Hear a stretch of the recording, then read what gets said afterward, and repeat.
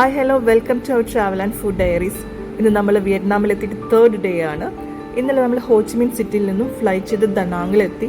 ദനാങ്ങിൽ നിന്നും 45 മിനിറ്റ്സ് ഒരു ട്രാവൽ ചെയ്തിട്ടുണ്ടെങ്കിൽ ഹൊയാനിലെത്തും. ഹൊയാനിൽ നമ്മളൊരു ഹോം സ്റ്റേയിലാണ് താമസിക്കുന്നത്. ആ ഹോം സ്റ്റേ ആണ് ഇപ്പോൾ കാണുന്നത്. ഹൊയാൻ ഏൻഷ്യൻ സിറ്റിയുടെ തൊട്ടടുത്ത് തന്നെ എന്ന് പറയാം ഈ ഹോം സ്റ്റേ. ഇവിടുന്ന് ബ്രേക്ക്ഫാസ്റ്റ് ഒക്കെ കഴിച്ച് നമ്മളിനി ബാന ഹിൽസിലോട്ട് പോവുകയാണ്. ഹൊയാനിൽ നമ്മൾ 2 ദിവസമാണുള്ളത്. ഈ 2 ദിവസം നമ്മുടെ ഗൈഡാണ് ഹെൻറി. വേൾഡിലെ തന്നെ longest non stop cable car Ba Na ഹിൽസിലാണ് ഉള്ളത്. നല്ല തിരക്കുള്ള സ്ഥലമാണ്. അതുകൊണ്ട് കുറച്ച് തിരക്കെങ്കിലും ഒഴിവാക്കുവാനായിട്ട് നമ്മൾ രാവിലെ നേരത്തെ തന്നെ പുറപ്പെട്ടു. ഹൊയാനിൽ നിന്നും ബനാ ഹിൽസിലോട്ട് 1.5 മണിക്കൂറിൻ്റെ ട്രാവലുണ്ട്. പണ്ട് ഫ്രഞ്ചുകാർ ഇവിടെ ഉണ്ടായിരുന്ന സമയത്ത് സമ്മർ ടൈമിൽ അവരുടെ ഒരു ഹോളിഡേ ഡെസ്റ്റിനേഷൻ ആയിരുന്നു ഈ ബനാ ഹിൽസ്. നമ്മളിവിടെ എത്തിയപ്പോഴത്തേക്കും അത്യാവശ്യം നല്ല തിരക്കുണ്ട്. ഹെൻറി നമുക്ക് വേണ്ട ടിക്കറ്റ്സ് ഒക്കെ എടുക്കാൻ പോയിരിക്കുകയാണ്.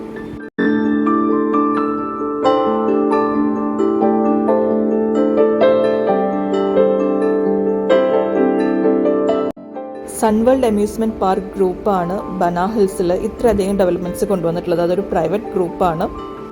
കേബിൾ കാറിൽ നമ്മൾ മലയുടെ മുകളിൽ എത്തിയാൽ അവിടെ ഒരു ഫ്രഞ്ച് വില്ലേജ് ഉണ്ട്, അമ്യൂസ്മെൻറ്റ് പാർക്ക് ഉണ്ട്, പിന്നെ ഗോൾഡൻ ബ്രിഡ്ജ്, ഇതൊക്കെ കാണാം.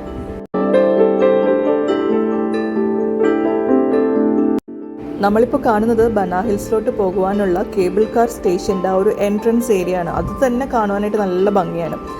നമ്മുടെ കൂടെ ഗൈഡ് ഇല്ലായിരുന്നു എന്ന് വെച്ചിട്ടുണ്ടെങ്കിൽ ഒരു ഉച്ച വരെ നമ്മൾ ഇവിടെ തന്നെ ഫോട്ടോ എടുത്ത് നിൽക്കുമായിരുന്നു.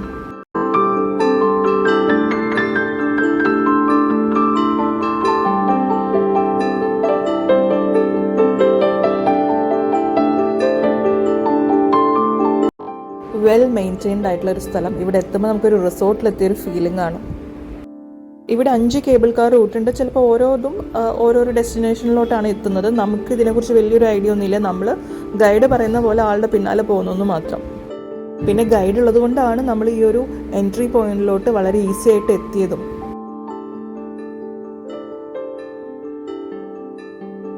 അങ്ങനെ ചെറിയൊരു ക്യൂവിന് ശേഷം നമ്മൾ കേബിൾ കാറിൽ കയറി. 20 പേരും 3 കേബിൾ കാറിലായിട്ടാണ് പോകുന്നത്.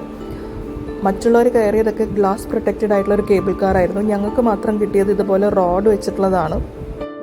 അതുകൊണ്ട് നമുക്ക് പരാതിയൊന്നുമില്ല. കാറ്റും വെളിച്ചൊക്കെ ആയി നല്ല എൻജോയ് ചെയ്ത് പോകാം. 5771 മീറ്റർ ഉണ്ട് ഈ കേബിൾ കാറിൻ്റെ ഒരു ദൂരം. അതായത് 5.7 കിലോമീറ്റർ. പിന്നെ 20 മിനിറ്റ് ഇരിക്കണം നമുക്ക് ടോപ്പിലെത്തുവാനായിട്ട്. താഴെ നോക്കുമ്പോൾ തിക്കായിട്ടുള്ളൊരു ഫോറസ്റ്റ് ആണ്. പിന്നെ ഇടയിൽ വാട്ടർഫോളൊക്കെ കാണാം.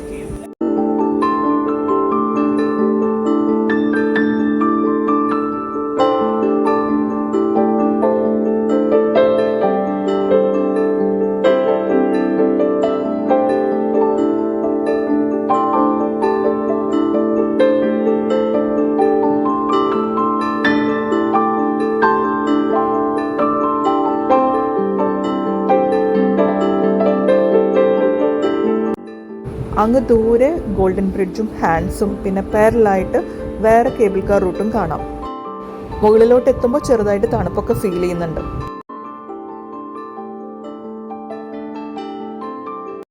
നമ്മൾ ബനാ ഹിൽസ് എത്തി. ഇനി നമുക്ക് അവിടുത്തെ കാഴ്ചകളൊക്കെ കാണാം.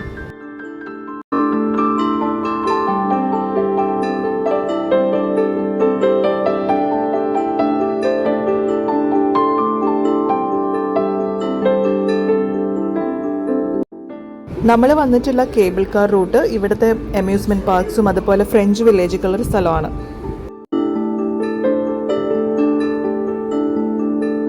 നമ്മൾ ആദ്യം ഫാൻറ്റസി പാർക്കിലോട്ടാണ് പോകുന്നത്. ടിക്കറ്റ് എടുക്കുമ്പോൾ ഇതിലോട്ടുള്ള എൻട്രിയും കൂടെ ഉണ്ട്. ഇതിൽ പിന്നെ കുറേ റൈഡ്സ് ഒക്കെ നമുക്ക് ഫ്രീ ആണ്.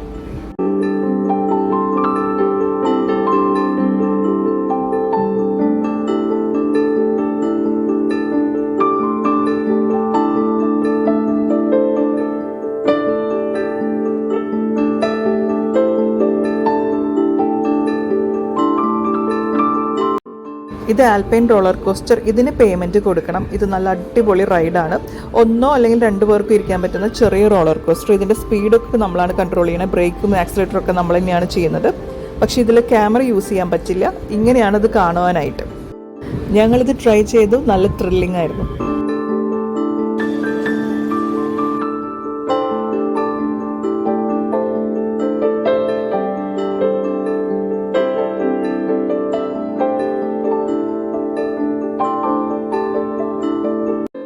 ജുറാസിക് പാർക്ക് തീമിൽ ഒരു ഏരിയ സെറ്റ് ചെയ്തിട്ടുണ്ട്.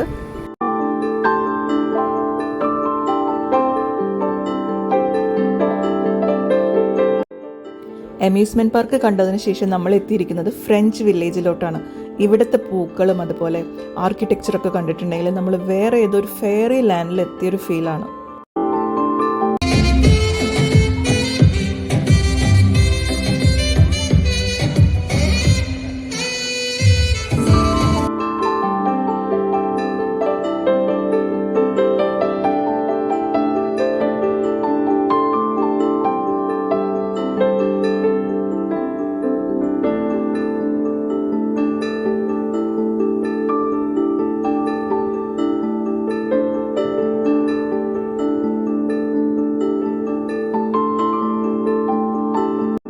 ഈ ബിൽഡിങ്സ് ഒക്കെ എത്തുമ്പോൾ നമ്മൾ യൂറോപ്പിലെത്തിയൊരു ഫീലാണ്. പിന്നെ ഒരുപാട് റീൽസും ഫോട്ടോസൊക്കെ എടുക്കുവാനായിട്ട് പറ്റിയ സ്ഥലങ്ങളുണ്ട്.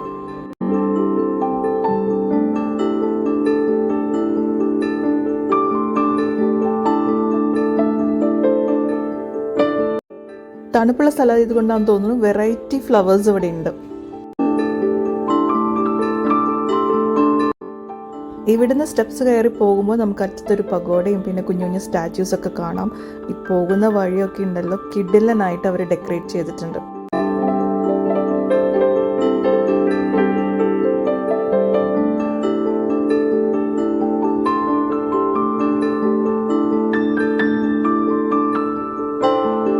എല്ലാ സ്ഥലവും നല്ല നീറ്റായിട്ടാണ് മെയിൻറ്റെയിൻ ചെയ്തിരിക്കുന്നത്. ഒരു കച്ചറയോ കാര്യങ്ങളോ ഒന്നുമില്ല.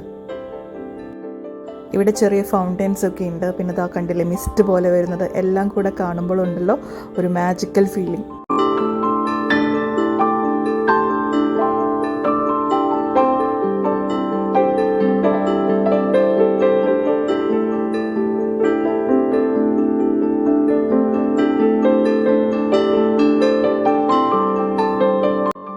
ബന ഹിൽസ് കണ്ടു തീർക്കുവാനായിട്ട് ഒരു ദിവസമൊന്നും മതിയാവില്ല എന്നാണ് എൻ്റെ അഭിപ്രായം. ഇവിടെ നമുക്ക് റിസോർട്ട്സിൽ സ്റ്റേ ചെയ്യാനുള്ള ഓപ്ഷൻ ഉണ്ട്.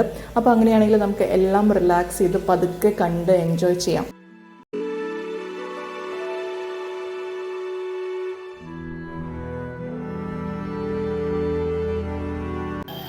എല്ലായിടത്തും മ്യൂസിക് പ്ലേ ആവുന്നുണ്ട്. ഓരോ ആംബിയൻസ് അനുസരിച്ചിട്ടാണ് മ്യൂസിക് വരുന്നത്. ഇവിടെ ആവുമ്പോൾ ഒരു ബുദ്ധിസ്റ്റ് ആ ഒരു ടൈപ്പ് മ്യൂസിക്കാണ് വരുന്നത്.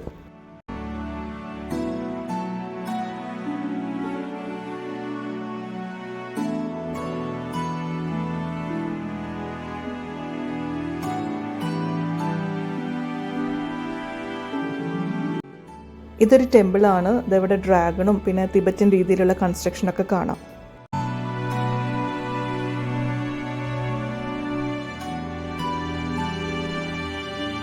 ഒരുപാട് ഫോട്ടോ പോയിന്റ്സ് ഉണ്ട് ഇവിടെ. ഒരു സ്ഥലം ഫുൾ ഗ്രീനറി ആണെങ്കിൽ വേറൊരു സ്ഥലം ഫുൾ കളേഴ്സ് ആയിരിക്കും. ഫ്ലവേഴ്സൊക്കെ ആയിട്ട് കളർഫുൾ ആയിട്ടുള്ളൊരു തീം.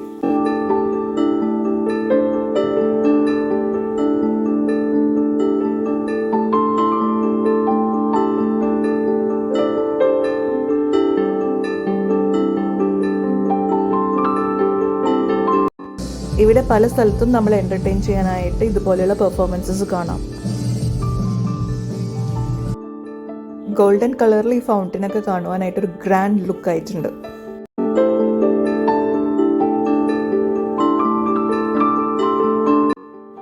ഈ ബിൽഡിങ്സ് ഒക്കെ കാണുവാനായിട്ട് ഒരു വിൻറ്റേജ് ഫീലാണ്. അടിപൊളി സെറ്റപ്പ്. നമ്മളിനി ലഞ്ച് കഴിക്കാൻ പോവുകയാണ്. അത് ഈ പാക്കേജിൽ ഇൻക്ലൂഡഡ് ആണ്. ഹൺഡ്രഡ്സ് ഓഫ് വെറൈറ്റീസ് ഉള്ളൊരു ബുഫേ. എന്തൊക്കെയാണെന്ന് നമുക്ക് കാണാം.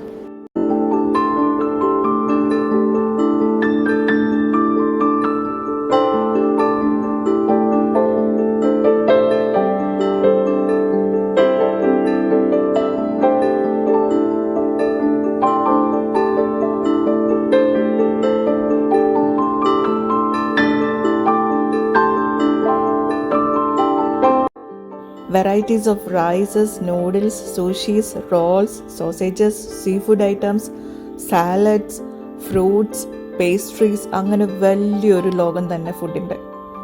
നമ്മളുടെ ടേസ്റ്റ് ബഡ്സ് ആയിട്ട് യോജിക്കുന്ന കുറേ ഫുഡ് ഐറ്റംസ് ഒക്കെ നമ്മൾ ട്രൈ ചെയ്തിരുന്നു.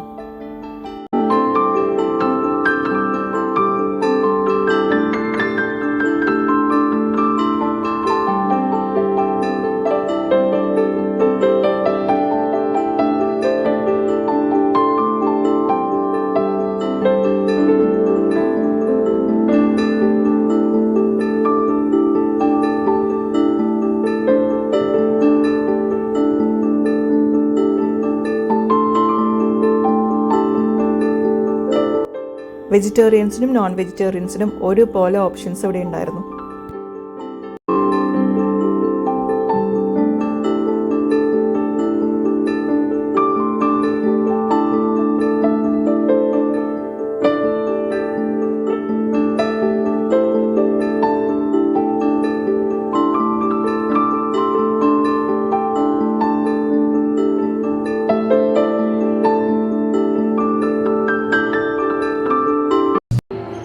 ഞാൻ പറഞ്ഞല്ലോ, ഒരുപാട് സ്ഥലങ്ങളിൽ ഇതുപോലെ പെർഫോമൻസസ് ഉണ്ടാവുന്നു.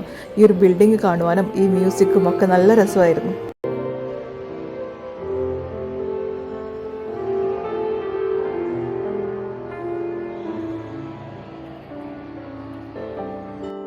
ഫോട്ടോസും റീൽസും എടുത്തിട്ട് ഞങ്ങൾക്ക് മതിയാവുന്നുണ്ടായിരുന്നില്ല.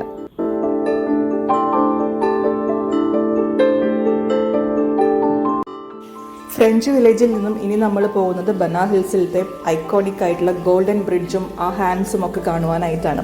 അതിന് നമുക്ക് കേബിൾ കാറിൽ പോകണം. ഒരു മലയുടെ മുകളിൽ നിന്നും മറ്റൊരു മലയുടെ മുകളിലോട്ട് 5 മിനിറ്റ് കേബിൾ കാർ റൈഡാണ് ഉണ്ടാവുന്നത്.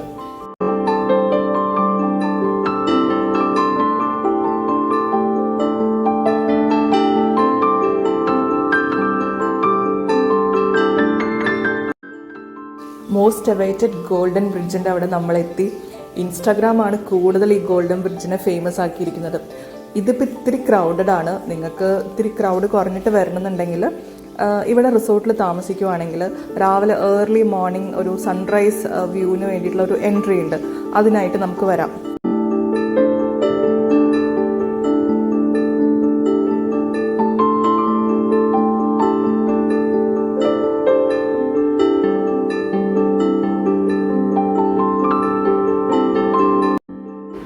ഗോൾഡൻ ബ്രിഡ്ജിൻ്റെ അവിടെ നിന്നിട്ടുള്ള ഒരു വ്യൂ ആണിത്. നമ്മൾ മുന്നേ വിസിറ്റ് ചെയ്ത ആ ഫ്രഞ്ച് വില്ലേജ് ആണ് ഈ കാണുന്നത്.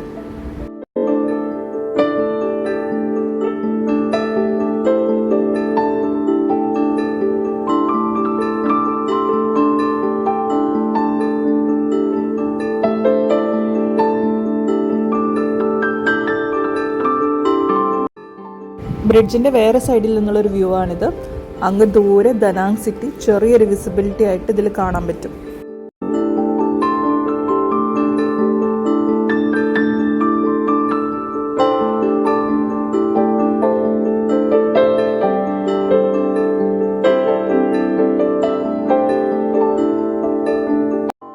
ഈ ബ്രിഡ്ജിൻ്റെ ഫ്രെയിംസ് വരുന്നത് ഒരു ഗോൾഡൻ കളറിലാണ്. പിന്നെ ദൈവത്തിൻ്റെ 2 കൈകളിൽ താങ്ങി നിൽക്കണമെന്നാണ് സിംബോളിക്കായിട്ട് ഇത് പറയുന്നത്. ഗോൾഡൻ ബ്രിഡ്ജിൻ്റെ അറ്റത്തെത്തുമ്പോൾ ഇനി ഇവിടുന്ന് കുറേ ഗാർഡൻസ് ഉണ്ട്. അപ്പോൾ അതൊക്കെ ഒന്ന് കണ്ടിട്ട് വരാം നമുക്ക്.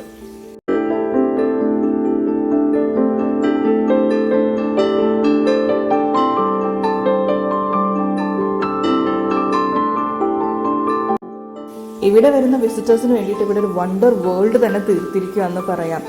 എന്ത് ഭംഗിയാണെന്നറിയോ ഓരോ എലമെന്റ്സും കാണുവാനായിട്ട്.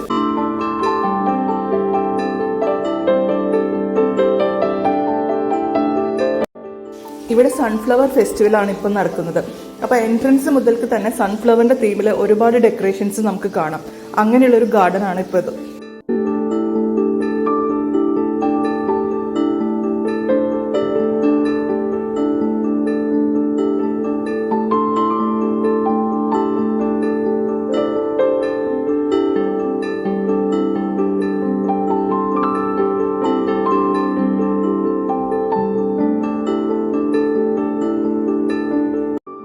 ഇത് നോക്ക്, നല്ല ക്യൂട്ടായിട്ടുള്ള ലാവൻഡർ പൂക്കളൊക്കെ ഇവിടെ വന്നപ്പോൾ. അപ്പോൾ നമുക്ക് എന്തായാലും ഇവിടെ നിന്ന് കുറച്ച് ഫോട്ടോസ് എടുക്കാം.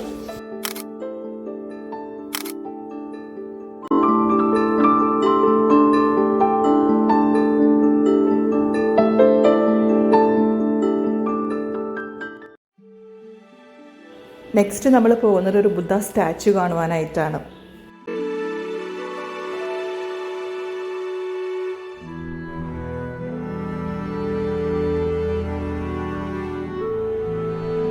ഇനിയും കുറേ സ്ഥലങ്ങൾ എക്സ്പ്ലോർ ചെയ്യാനുണ്ട്. പക്ഷേ നമുക്കുള്ള ടൈം ലിമിറ്റഡാണ്. പിന്നെ ഞാൻ സ്ട്രോങ്ലി റെക്കമെൻഡ് ചെയ്യുകയാണ്, എപ്പോഴും ഒരു ഗൈഡിൻ്റെ കൂടെ തന്നെ ഇവിടെ വരും. എന്നാലാണ് നമുക്ക് മാക്സിമം സ്ഥലങ്ങൾ എക്സ്പ്ലോർ ചെയ്യാൻ പറ്റുള്ളൂ. നമ്മൾ വീണ്ടും ഗോൾഡൻ ബ്രിഡ്ജ് ക്രോസ് ചെയ്ത് നമ്മുടെ കേബിൾ കാറിൻ്റെ അവിടേക്ക് പോയിക്കൊണ്ടിരിക്കുകയാണ്.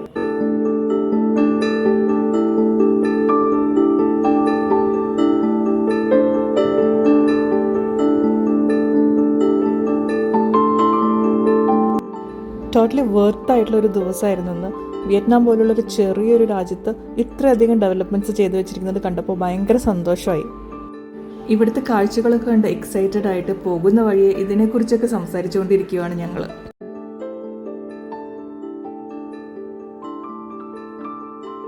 ഈ വീഡിയോയും പിന്നെ വിയറ്റ്നാം സീരീസിലെ വീഡിയോസൊക്കെ നിങ്ങൾക്ക് ഇഷ്ടമാകുന്നുണ്ടെന്ന് വിചാരിക്കുന്നു. Thank you for watching. Bye bye and take care.